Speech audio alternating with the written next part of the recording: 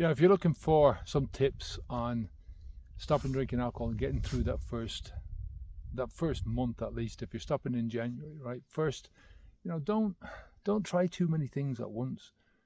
I used to have this list when I got to January, a list of things that I wanted to do, a list of things that I wanted to complete in the new year, right? A list of things I wanted to change about myself, right?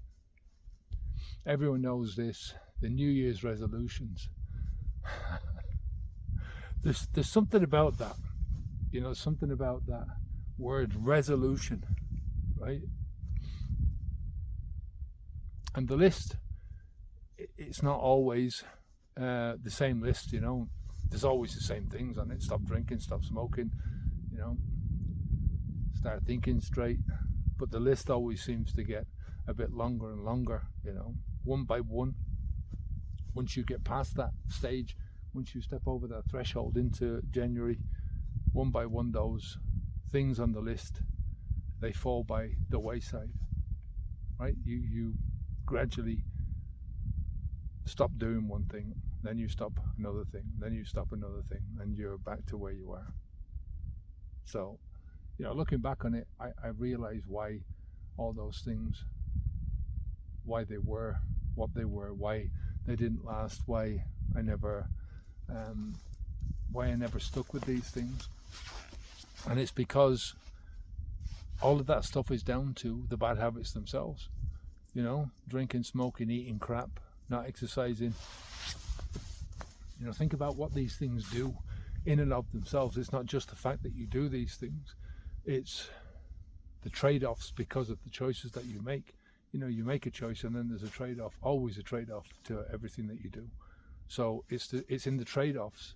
It's in the things that you do because you're eating a crap diet or you're drinking or you're smoking. It's the things that you do, but it's also the things that you don't do. That's where the problem is. And these are all things of instant gratification, right? They're instant gratification choices. These things lead to procrastination. They lead to laziness. They lead to focusing your mind, focusing your thoughts in the moment to what you can get in the moment, how you can change your feelings in the moment without a thought about, without too much thinking about what's going to happen in the future. And that in the moment thinking leads to in the moment acting. And all of these things, they decrease your willpower. They decrease your discipline. They decrease your self-restraint and your mental strength, right? And these are all things that you need to get to that stage where you are resolved, where you put those resolutions into a resolve to put these things, to put these things to bed. So, I don't know. It's a strange one, right? It's a vicious cycle. The more you get into it, the less capable you are of getting out of it.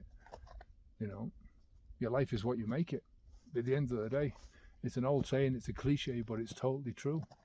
The actions that you put into your life on a day-to-day basis are going to dictate largely what your outcomes are. Hugely.